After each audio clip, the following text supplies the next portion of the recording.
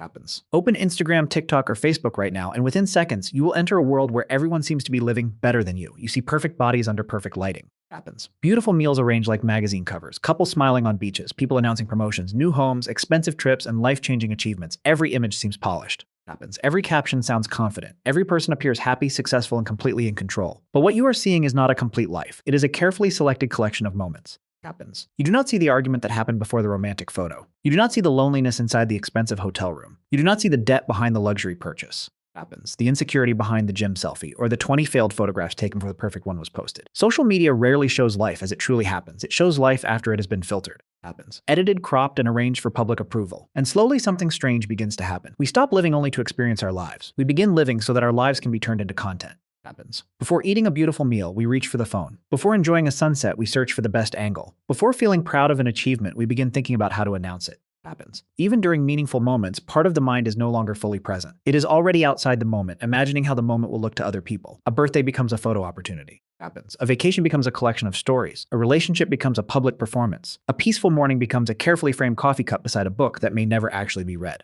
Happens. Psychologists and sociologists sometimes describe this as performative identity. It means that instead of simply being ourselves, we begin performing a version of ourselves for an audience. Happens. We build an online character who appears more attractive, more interesting, more productive, and happier than the person living behind the screen. The dangerous part is that this performance does not always feel fake. Happens. After doing it long enough, we may begin to confuse the performance with our real identity. We start measuring the value of a moment by how much attention it receives. A beautiful experience can suddenly feel disappointing if nobody reacts to it. Happens. A personal achievement can feel smaller if the post does not receive enough likes. Why does this happen? Because the human brain was built to care deeply about social acceptance. Happens. For most of human history, survival depended on belonging to a group. Being accepted by the tribe meant protection, food, support, and safety. Being rejected could mean danger. Happens. So the brain developed powerful reward systems around approval. Praise felt good because it sent a message. You belong here, you are safe, you matter. Social media has learned how to activate that ancient system. Happens. Every like becomes a small sign of acceptance. Every positive comment feels like digital applause. Every share tells the brain that other people have noticed us for a moment. Happens. We feel seen, we feel important, we feel connected. But when that feeling becomes something we constantly need, our self-worth slowly moves outside of us. Other people begin deciding whether we are attractive.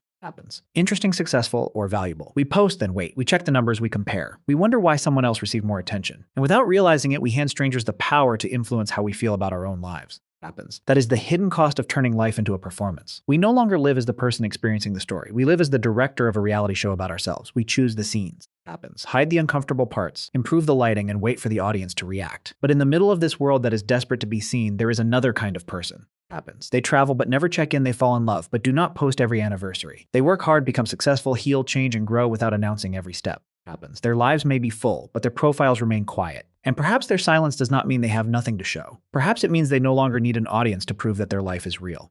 Happens. And this brings us to the deeper question. If some people can live meaningful, beautiful, successful lives without constantly showing them to the world, what makes them different? Happens. The answer is not that they hate social media. Many of them still use it. They watch videos, read the news, reply to messages, and stay connected with friends. They are not disconnected from the modern world. Happens. They simply do not feel the need to turn every private moment into public evidence. They do not need to prove that they are happy by posting a smiling photo. They do not need to prove that they are loved by uploading every anniversary. Happens. They do not need to prove that they are successful by announcing every achievement. Their lives do not become less real just because nobody online can see them. Psychology often describes this through a concept called an internal locus of control. Happens. It refers to the belief that your value, direction, and sense of identity come primarily from within you rather than from the reactions of the outside world. A person with an external locus of control tends to look outward for confirmation. Happens. They feel attractive when others compliment them. They feel successful when people admire them. They feel important when their posts receive attention. Their emotional state rises and falls according to what the audience gives back. Happens. Praise makes them feel powerful. Silence makes them feel invisible. A high number of likes can turn an ordinary day into a good one. A low number can make a meaningful moment suddenly feel less important.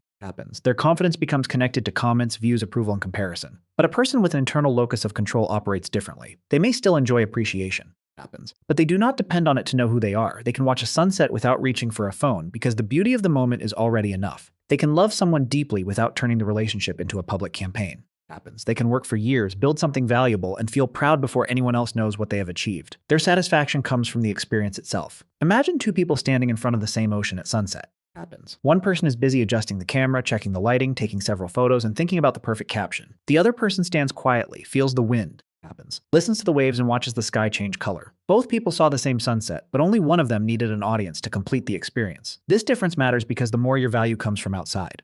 happens, the more fragile it becomes. External approval can be given, but it can also be taken away. People may praise you today and ignore you tomorrow. An audience may celebrate one version of you and reject another. Happens. If your identity depends on their reaction, then your peace will always remain unstable. But when value is built internally, it becomes harder for the world to control. You know why you are proud of yourself. Happens. You know what your relationship means. You know how much effort your success required. You do not need strangers to confirm facts that you have already lived. And this is why people who feel secure often share less. Happens. When something is uncertain, we may feel the need to keep proving it. When a relationship feels fragile, public validation can temporarily make it feel stronger. When confidence is weak, happens. Repeated announcements can create the appearance of certainty. When success feels incomplete, attention can make it seem more real. But when something is deeply rooted, the need to display it begins to fade. Happens. A secure relationship does not need constant evidence. Two people who trust each other do not have to perform happiness for an audience. Their connection is maintained through private conversations. Happens. Shared struggles, forgiveness, loyalty, and the quiet knowledge that they are there for each other. A confident person does not need to announce confidence every day. They do not need to dominate every room or remind everyone of their value.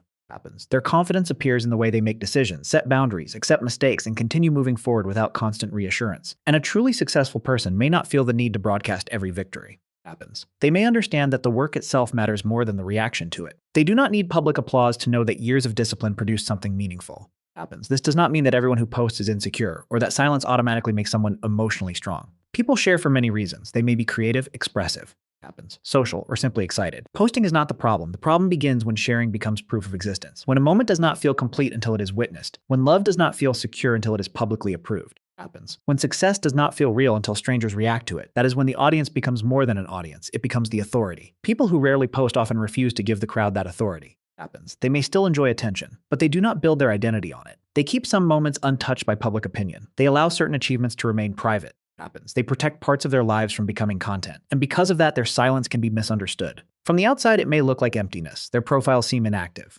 Happens. Their lives appear uneventful. People may assume that nothing is happening, but the truth may be exactly the opposite. Their silence may not come from having nothing to show. It may come from having nothing to prove. Happens. When you become truly certain of your own value, the need to convince the world begins to disappear. Their silence is not a void. It is a form of wholeness that does not require an audience. Happens. And once you stop needing an audience to confirm that a moment matters, something else begins to change. You start to experience the moment differently. Most people believe that taking photos helps them preserve life. Happens. The phone becomes a diary, a memory archive, a collection of proof that certain days, places, and people once existed. We photograph birthdays, sunsets, concerts, meals, vacations. Happens. And even ordinary mornings because we are afraid that if we do not capture them, they may disappear. That belief feels reasonable, but memory does not always work the way we imagine. Happens. Sometimes the more urgently we try to record a moment, the less deeply we actually experience it. Psychologists describe this as the photo-taking impairment effect. The basic idea is simple. Happens. When people rely on a camera to remember something for them, their own memory of the experience can become weaker. Why would that happen? Because the human brain is constantly trying to save energy. Happens. It does not process every detail with equal depth. It decides what needs to be stored, what can be ignored, and what can be handed over to something else. When you take a photograph with the belief that the phone has preserved the information, happens. The brain may reduce the effort it uses to encode that moment. This is a form of cognitive offloading. Instead of carrying the memory yourself, you transfer part of the task to the device. Happens. The brain seems to say the phone has saved it. I do not need to remember everything. And in a practical sense, that is true. The image remains, the colors remain, the faces remain. Happens. The date and location may even be attached automatically. But the emotional experience can become thinner. Years later, you may look at a perfectly sharp photograph and still struggle to remember what the air felt like. Happens. You may not remember the sound of the room, the smell of the food, the warmth of the sunlight, or the feeling in your chest when the moment happened. You remember taking the photograph. Happens, but you do not fully remember being there. This is the strange paradox of modern memory. We have more visual records of our lives than any generation before us, yet many of those moments feel strangely distant. Happens. Our phones contain thousands of images, but our minds often hold only fragments. The file is clear, the experience is blurred. Imagine two people attending the same concert. The first person raises a phone as soon as the music begins. Happens. They record the opening song, zoom in on the stage, check whether the video is stable, adjust the brightness, and upload clips while the performance is still happening. Their attention keeps moving between the stage and the screen. Happens. They leave with hours of footage. The second person records almost nothing. They put the phone away, feel the bass vibrating through the floor, hear the crowd singing, watch the lights move across the stage. Happens. And notice the emotion on the face of the person standing beside them. For a few minutes, they close their eyes and let the music fill the entire body. They leave with almost no footage. Happens. But they may carry the deeper memory. The first person owns a video of the concert. The second person may still feel the concert years later. This is the difference between recording an experience and absorbing it. Happens. A camera captures light and sound, but memory is built from far more than that. It includes temperature, smell, movement, physical sensation, attention, emotion, and meaning. These details become connected inside the brain. Happens, creating a memory that feels alive rather than merely visible. No camera, no matter how advanced, can completely store that internal experience. And this is why presence matters. Happens. Presence means being fully inside the moment rather than standing outside it and evaluating how it looks. It means allowing your attention to remain where your body already is. Happens. When you constantly search for the right angle, part of you leaves the experience. You stop being only a participant and become an observer. You begin watching yourself live at a birthday. Happens. You are no longer simply laughing with people you love. You are also thinking about whether the photo looks good. During a vacation, you are no longer only seeing the landscape. Happens. You are also trying to create an image that proves you were there. At a concert, you are no longer only listening to music. You are managing a recording of yourself listening to music. Happens. You slowly become the cameraman of your own life instead of its main character. This does not mean that taking photographs is wrong. Photos can be beautiful. They can reconnect us with people. Happens. Places and important periods of our lives. A single thoughtful photograph can carry enormous emotional value. The problem begins when capturing the moment replaces living it. Happens. When the phone receives more attention than the person in front of you. When the recording matters more than the experience. When the need to preserve life prevents you from actually feeling it. Happens. Sometimes the most powerful memories are created when nothing is recorded. A quiet conversation with no photograph. A sunset that exists only in your mind. A song that you never filmed. Happens. A laugh that disappeared the moment it happened but somehow remained inside you. These moments may leave no digital evidence, but they can become part of who you are. Happens. You can save a moment in 4K resolution and still experience it through a blurred mind. Or you can put the screen away and remember with your entire body. People who rarely post do not always see less. Happens. Sometimes they see more. They do not experience the world only through a 6-inch screen. They remember through sound, light, touch, movement, emotion, and presence. And because they are not constantly trying to prove that the moment happened, they are free to let it happen completely. Happens. And when you begin experiencing life without constantly turning it into evidence, you gain more than stronger memories. You also regain privacy. And in the digital age, privacy is no longer simply about hiding something. Happens. It is about protecting the freedom to exist without feeling watched. There is an old idea in philosophy and social theory called the panopticon. It describes a circular prison built around a central watchtower. Happens. The prisoners can never know exactly when the guard is looking at them, because they might be watched. At any moment, they begin controlling their own behavior all the time. Eventually, happens. The guard does not need to watch every prisoner. The prisoners learn to watch themselves. Social media can create a similar psychological environment the moment your life becomes public. Happens. An invisible audience begins following you into ordinary situations. You may not know who is looking, when they are looking, or what they are thinking, but the possibility of being seen changes the way you behave. Happens. You choose an outfit not only because it feels comfortable, but because someone might take a photograph. You clean one corner of the room before a video call so that people will assume the entire home looks that way. Happens. You rewrite an opinion several times because you are afraid that one sentence could be misunderstood, attacked, or saved forever. You may avoid trying something new because failure could become public. Happens. You may stop exploring unusual interests because they do not fit the image people already have of you. You may even begin asking a quiet question before every decision. How will this look? Happens. Not how will this feel? Not is this right for me, but how will this look to other people? This is how an external audience slowly becomes an internal guard. Nobody has to tell you to perform. Happens. You begin correcting yourself automatically. You adjust your clothes, your voice, your opinions, your room, your relationships, and even your personality before anyone has actually judged you.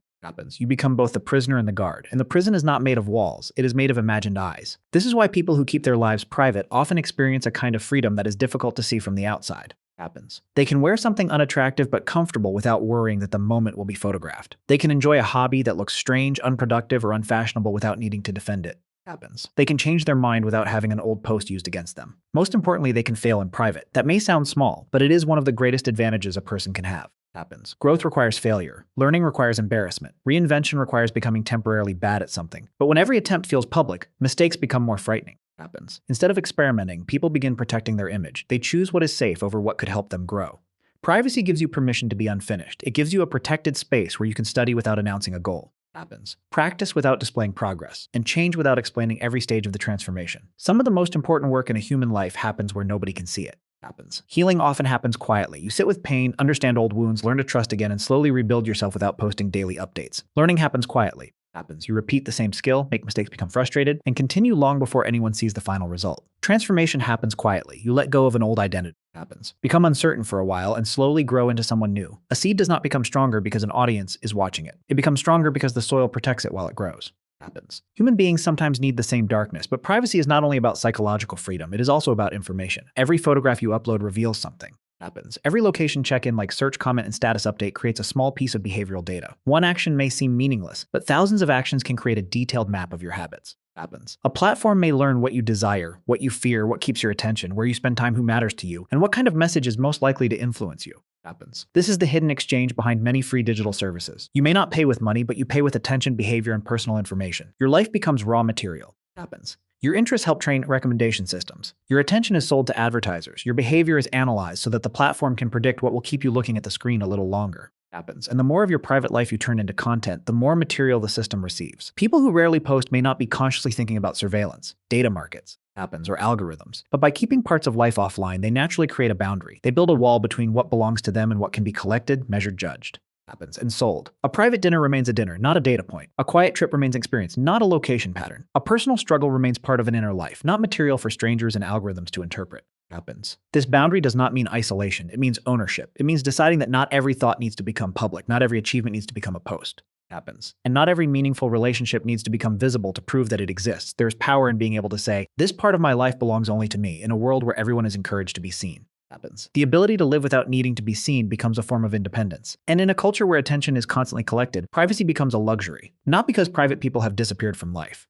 Happens. But because they have protected a part of life that the audience cannot enter, the algorithm cannot measure, and the crowd cannot control. Happens. And once you begin protecting parts of your life from the crowd, another fear may quietly appear. This is one of the deepest reasons many people continue posting, even when they no longer enjoy it. Happens. They are not always sharing because the moment feels meaningful. Sometimes they are sharing because silence feels dangerous. If they stop updating, will friends assume they have disappeared? Happens. If they do not appear on the feed, will people slowly stop thinking about them? If they miss a trend, a conversation, or a social event, will they fall behind while everyone else moves forward? Happens. This is often described as FOMO, the fear of missing out. But FOMO is not only the fear that something exciting is happening somewhere else. At a deeper level, it can be the fear that life is continuing without you. Happens. It can be the fear that you are becoming less important, less visible, and less connected to the group. So you keep checking, you keep refreshing, you keep posting small pieces of your life as if each update is a signal saying, happens. I am still here. Please do not forget me. The problem is that the feed never gives permanent reassurance. No matter how much you post today, tomorrow there will be another trend. Happens. Another event, another person receiving attention. The social world moves quickly and the relief of being noticed rarely lasts. You post, feel visible for a moment, and then feel the need to become visible again.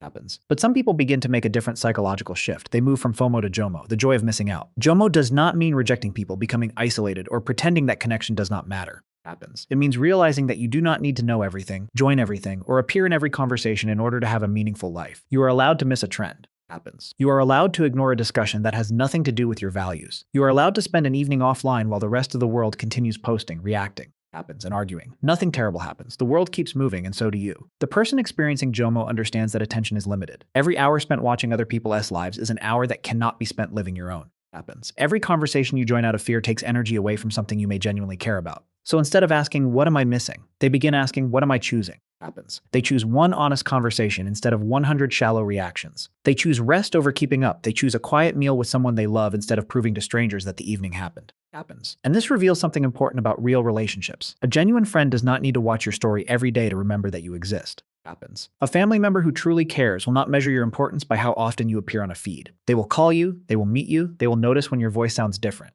Happens. They will show up when something is wrong. Real relationships are not maintained by polite likes. They are maintained through attention, honesty, time, forgiveness, and presence. Happens. 1,000 people may see your photograph without truly knowing you. One person may sit beside you in silence and understand exactly what you need. This is also where another psychological idea becomes useful. Happens. The spotlight effect. The spotlight effect is our tendency to overestimate how much other people notice us. We imagine that everyone sees the old shirt we are wearing, the mistake we made. Happens. The awkward sentence we posted, or the achievement we failed to announce. We feel as if a bright spotlight is following us, revealing every small detail, but most people are not watching you that closely. Happens. They are busy wondering how they look. They are thinking about their own mistakes, their own insecurities, their own relationships, and their own future. Everyone feels like the main character in their own story. Happens. Which means they have far less attention available for yours than you imagine. The photograph you spent 30 minutes editing may receive less than 1 second of attention from someone scrolling quickly through a crowded feed. Happens. The caption you rewrote 10 times may be forgotten before the person reaches the next post. At first, this truth can feel painful. We want to believe that people are paying attention. Happens. We want our appearance, opinions, and achievements to matter to the crowd. But after the disappointment passes, something surprisingly peaceful remains. Freedom, if people are not watching as closely as you thought.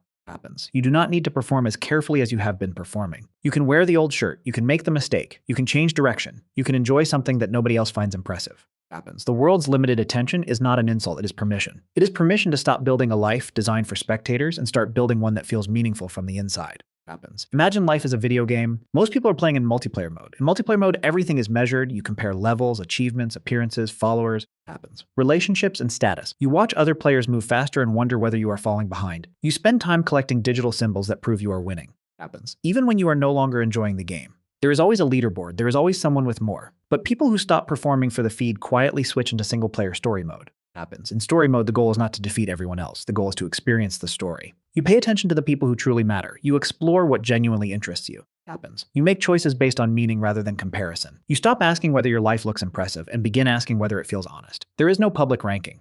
Happens. There is no audience waiting to approve every decision. There is only your path, your relationships, your growth, and the meaning you create while moving through the world. People who rarely post have not necessarily disappeared. Happens. They may simply have stopped playing for the scoreboard. They are still loving, learning, failing, healing, traveling, and becoming. They are simply doing it without turning every chapter into an announcement. Happens. They did not leave life, they left the performance, and by leaving the performance, they were finally able to return to themselves. Your success does not need applause to be real. Happens. Your happiness does not need hearts to count as happiness. You do not need to remain visible to remain valuable. Sometimes, the moment you stop trying to prove that you are living is the moment you finally begin to live.